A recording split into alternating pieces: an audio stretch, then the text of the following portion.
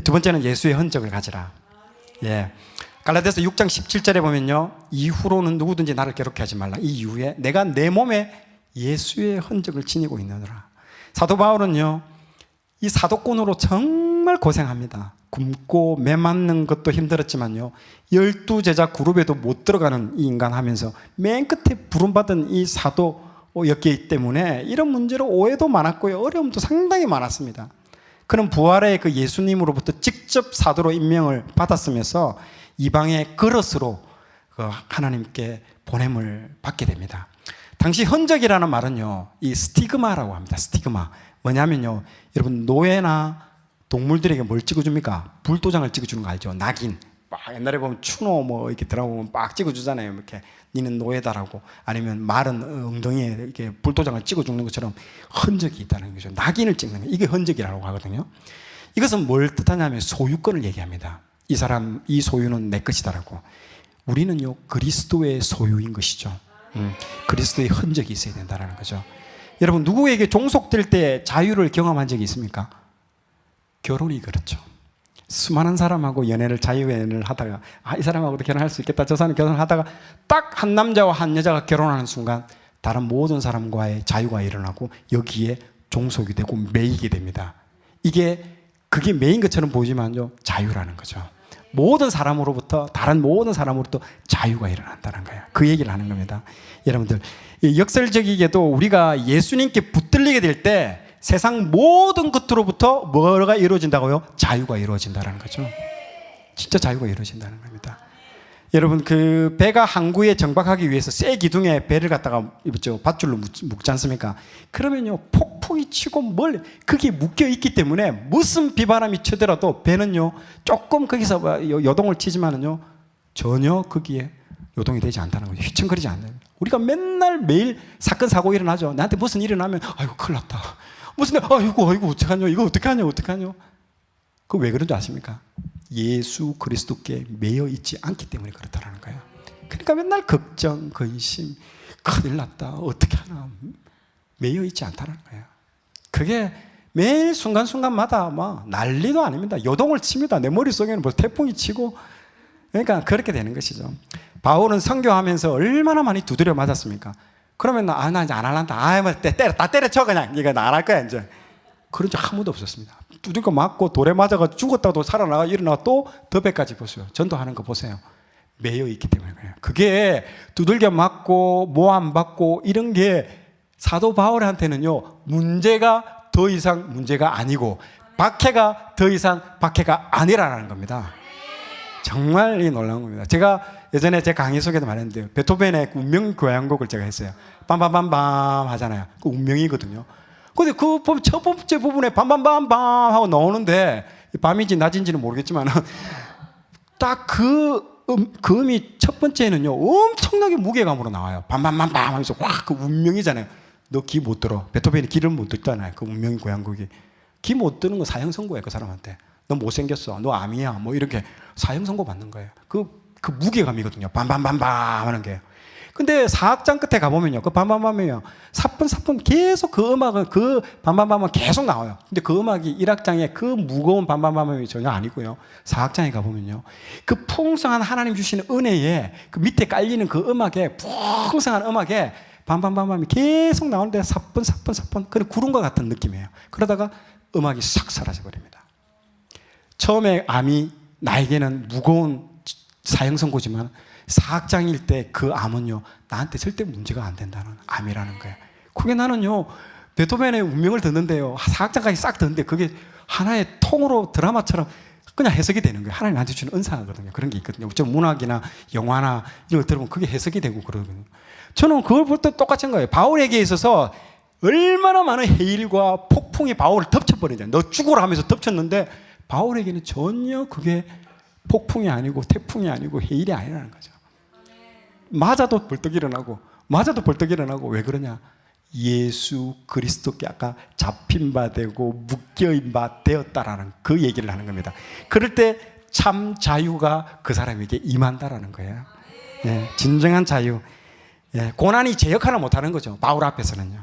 예, 왜인가요? 예수 그리스도께 묶여있고 예수 그리스도의 흔적이 그 사람 안에 있다라는 그 얘기를 하는 겁니다. 진정한 자유는요, 내 마음대로 하는 게 진정한 자유가 아닙니다. 내 마음대로 할 거야, 그게 진정한 자유가 아니고요, 제대로 종이 될 때 진정한 자유가 여러분들이 얻게 될 것입니다. 그래서 우리는 그리스도의 흔적이 필요한 것이죠.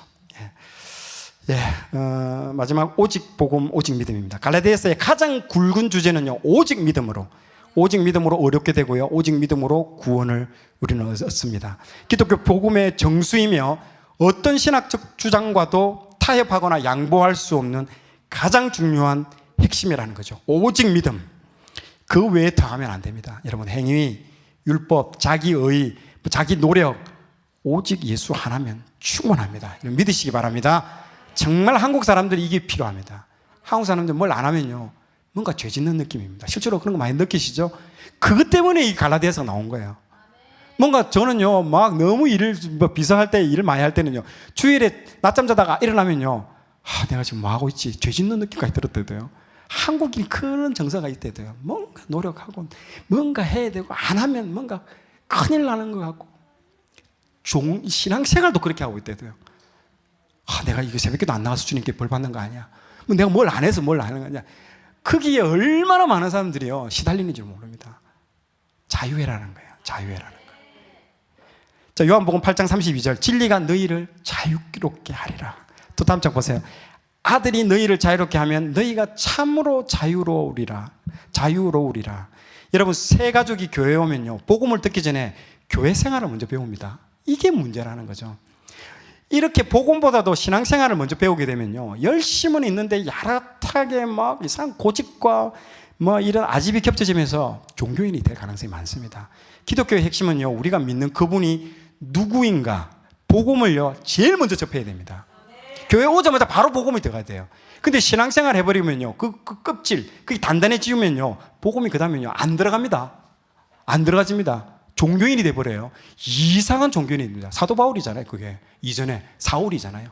막 핍박하고 무섭습니다. 무서운 종교인이 돼버립니다.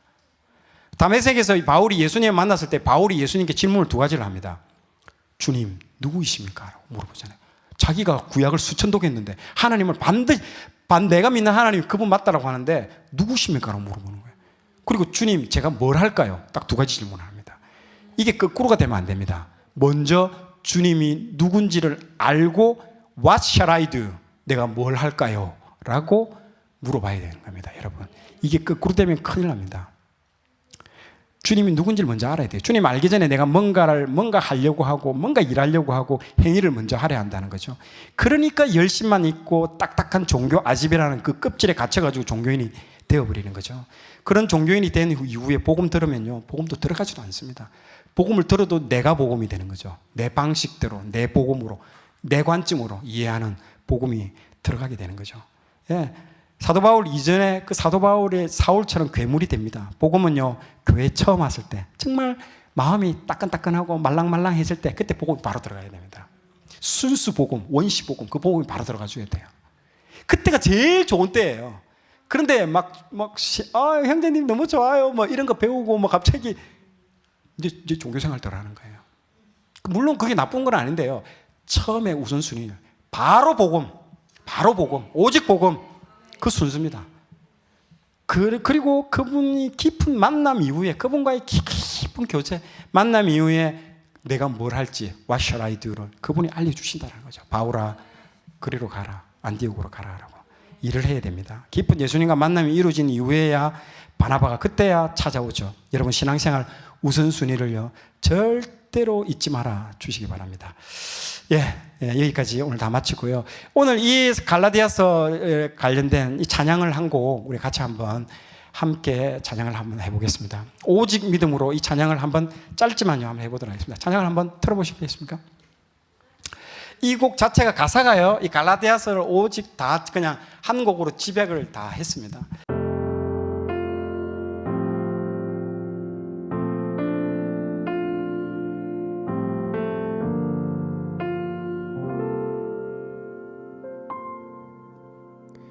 세상은 들리고 사람들은 변하여도 나는 주를 섬기리. 주님의 사랑은 영원히 변하지 않네. 나는 주를 신뢰해. 세상은 들리고 사람들은 변하여도 나는 주를 섬기리. 주님의 사랑은 영원히 변하지 않네. 나는 주를 신뢰해.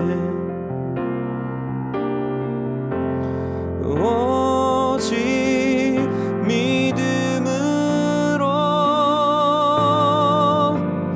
믿음으로 내가 살리라. 오직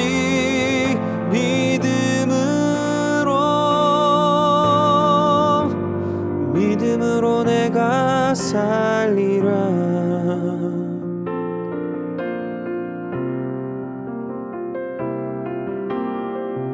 믿음은 들리고 사람들 주를 떠나도 나는 주를 섬기리. 주님의 나라는 영원히 쇠하지 않네. 나는 주를 신뢰해. 믿음은 들리고 사람들 주를 떠나도 나는 주를 섬기리. 주님의 나라는 영원히 쇠하지 않네. 나는 주를 신뢰해. 오직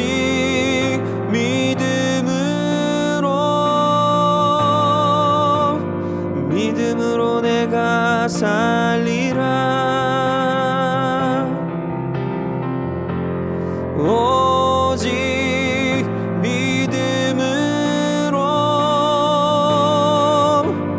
믿음으로 내가 살리라.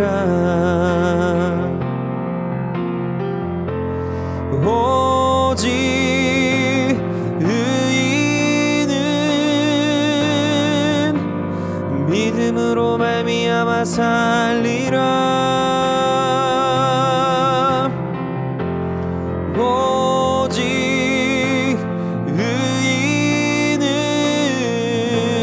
의인은 믿음으로 말미암아 살리라. 기도하시겠습니다. 하나님, 예수님을 우리에게 선물로 주신 것 감사합니다. 예수님만으로 충분합니다. 우리의 연약한 것 많지만 우리가 예수님을 믿음으로 예수님의 옷을 우리가 덧입을 때 하나님께서 우리의 허물, 죄를 보시지 않고 우리를 예수님처럼 봐주셔서 너무 감사합니다. 우리가 성령을 받아서 예수님의 그 하나님의 자녀가 되었사오니 더 이상 죄의 노예로 살아가지 말게 하여 주시고 율법의 노예가 되지 말게 하여 주시고 종교의 노예가 되지 말게 하여 주시옵소서. 생수 되신 우리 예수님께 우리의 더러운 이론과 열심을 덧붙여가지고 먹지 못하는 생수 되지 않게 하여 주시옵고 헛된 영광, 나의 의 자랑하지 말게 하여 주시옵고 복음의 본질인 예수 그리스도 그분만 붙잡게 하여 주시옵소서. 나머지는 다 배설물로 여기게 하여 주시옵소서. 하나님, 우리 삶에 성령의 열매들이 맺히게 하여 주시옵소서.